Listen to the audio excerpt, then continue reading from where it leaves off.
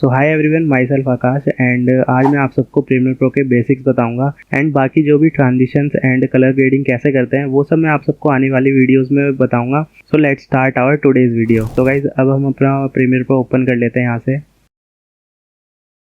And यहाँ पे जैसे ही आपके पास एक ये विंडो सी आ जाएगी तो ये मेरे सारे पहले वाले प्रोजेक्ट्स हैं एंड आप सबको यहाँ से ये न्यू प्रोजेक्ट पे क्लिक करना है एंड यहाँ पे ये आपके प्रोजेक्ट का नेम पूछेगा तो मैं यहाँ पे लिख देता हूँ न्यू प्रोजेक्ट।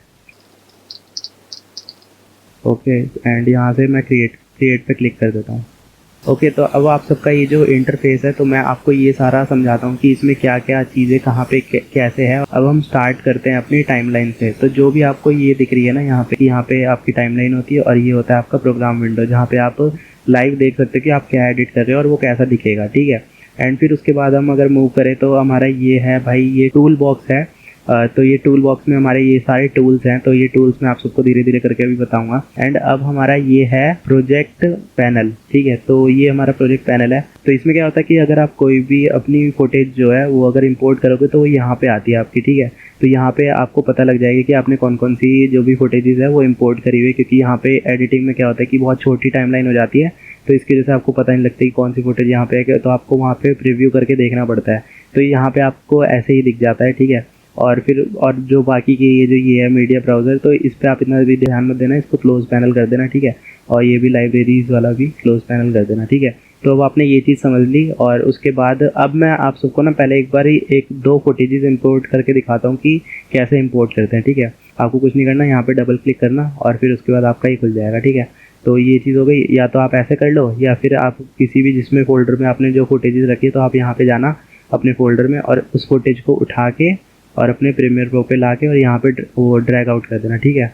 और फिर उसके बाद यहाँ पे आप जैसे मैं एक दूसरी फुटेज भी ले लेता हूँ, जैसे मैंने यहाँ पे इसको भी कर दिया, ठीक है। अब जैसे मेरे को देखो यहाँ पे ना प्रीव्यू दिख रहा है इसका कि ये वीडियो कैसी दिखेगी मेरे अंदर, ठीक है। और बाकी मैं ऐसे भी देख सकता हूँ। अगर मेरे को ऐसे में नहीं देखना तो फिर मैं क्या करूँगा, इस पर डबल क्लिक कर दूँगा। तो जैसे मैंने डबल क्लिक करा तो ये मेरी देखो यहाँ पे एक फुटेज आ गई यही वाली, ठीक है।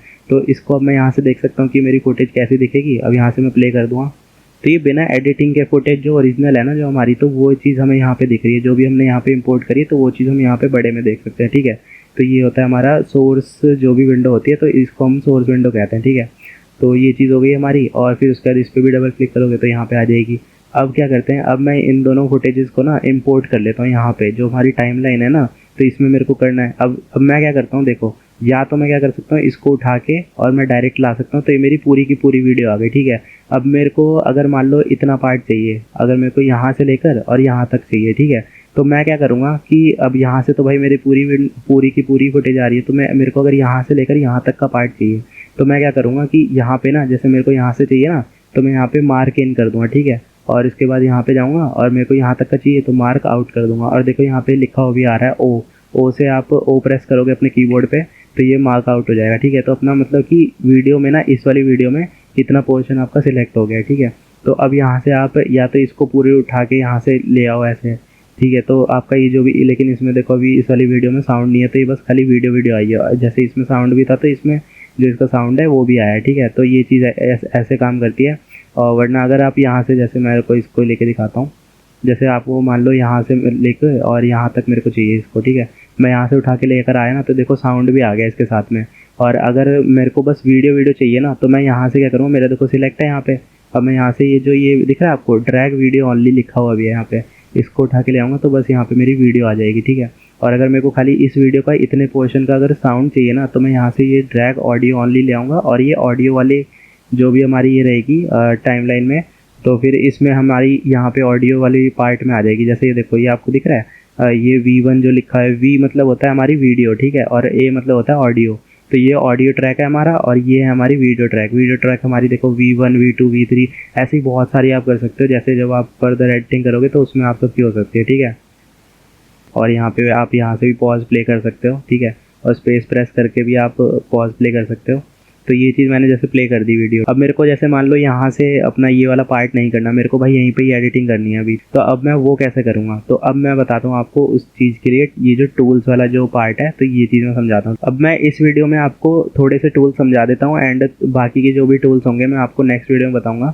तो अभी हम टूल से स्टार्ट करते हैं। देखो ये हमारा सिलेक्शन टूल, तो आप भी इस पर भी प्रेस करोगे तो डायरेक्ट आपका ये सिलेक्शन टूल मतलब हो जाएगा सिलेक्ट। अभी देखो ये सिलेक्शन टूल पे ये मतलब आप कुछ भी सिलेक्ट कर सकते हो।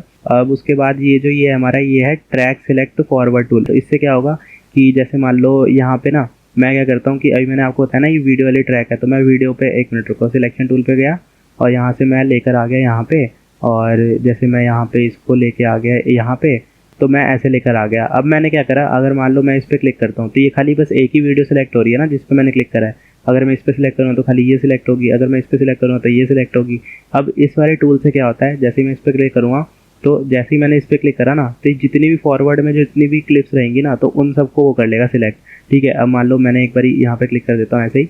अब मैंने फिर से देखो ये करा, अब मैं क्या करता हूँ इसके आगे वाली जितनी भी क्लिप्स है या इसके आगे वाली जितनी भी क्लिप्स है मेरे को वो सिलेक्ट करनी है इसके साथ में इंक्लूड करके। ठीक है, तो जैसे ही मैं इसको क्लिक करूँगा तो देखो इसने ना अपने अपने साथ में और जितनी भी आगे वाली क्लिप्स है तो उनको इंक्लूड कर लिया, और बाकी जितनी भी ये पीछे वाली थी तो उनको एक्सक्लूड करके, और जो भी ये सारी थी जो भी, तो इनको इंक्लूड कर लिया। तो ये चीज़ आप इस टूल से कर सकते हो।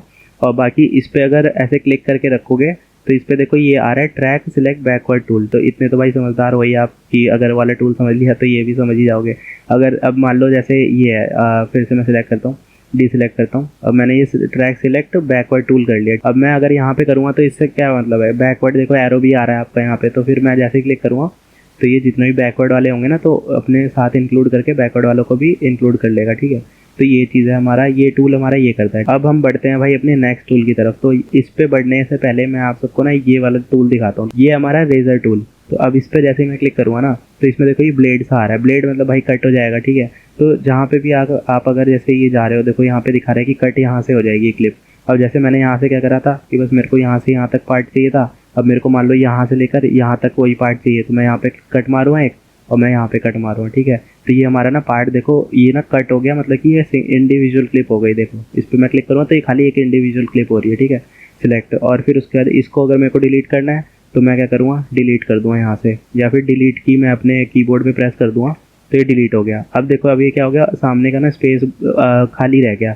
तो मैं इसको या तो ऐसे लेकर आ सकता हूँ, अब लेकिन ऐसे लाने में ना कभी कभी दिक्कत होती है क्योंकि बीच में अगर छूट जाए फिर दिक्कत हो जाती है। ठीक है, क्योंकि इसके अगर आगे और भी कोई क्लिप हो और उसके बीच में अगर गैप रह जाए तो फिर दिक्कत आ सकती है। ये अगर आप सबको ना समझ में आ रहा हो तो मैं आप सबको आगे चल के बताऊंगा। तो इसके लिए आप सब क्या करना, जैसे कि मान लो ये देखो अपनी ये Ctrl+Z प्रेस करना तो आपका अंडू हो जाता है। अब यहाँ से मेरे को इसको एकदम सटा के लेकर आना है, तो यहाँ पे मैं क्या करूँगा, यहाँ पे क्लिक करा मैंने और इसको Shift+Delete, तो अपने कीबोर्ड में प्रेस करना Shift+Delete, तो ये आपका सारा का सारा एक ही बार में आगे आ जाएगा। तो ये चीज़ें हो गई। फिर उसके बाद ये रेजर टूल आपको मैंने बता दिया कि कट्स कहाँ पे लगा सकते हो आप, और बाकी की चीज़ें यार मैं आप सबको ना धीरे धीरे करके बताऊंगा। अगर मैं आप सबको सारी की सारी चीज़ें एक ही वीडियो में बता दूंगा तो आप अभी बोर भी होने लगोगे और फिर उसके बाद आपको चीज़ें भी समझ में आना थोड़ी कम हो जाएगी। तो मिलते हैं फिर नेक्स्ट वीडियो में, तब तक के लिए टेक केयर, बाय बाय।